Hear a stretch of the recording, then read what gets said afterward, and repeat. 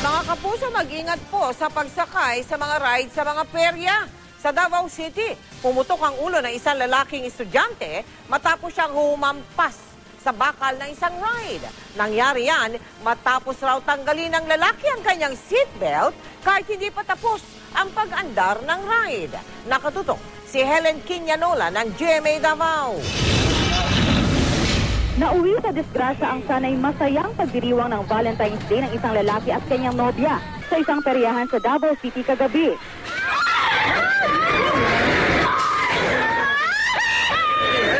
Subuan ang lalaking ito nang makababa mula sa sinakyang ride na kahalintulad sa isang roller coaster.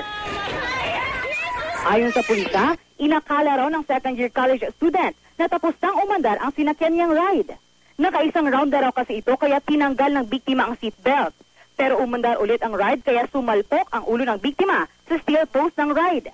Nagtamo ng serious head injury ang lalaki. Namin na-suffer og injury, katong biktima kung gusto niya makapayag sa negligence against the management.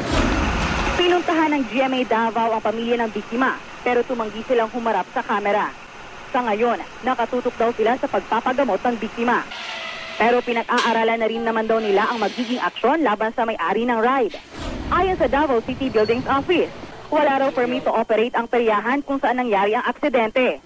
May application daw pero pinoproseso pa raw nila ito. Pero ang ibang peryahan daw ng may-ari nito, dati nang na-inspeksyon ng mga otoridad at maayos naman daw ang kondisyon ng mga makina ng ride. Napag-alamang ito na ay kalawang aksidente sa naturang peryahan. It is the sole responsibility of the operator. Even though katong negligence part sa iyang empleyado. So, tanawan na sa city government of Davao if possible, if there's a need to suspend the operation.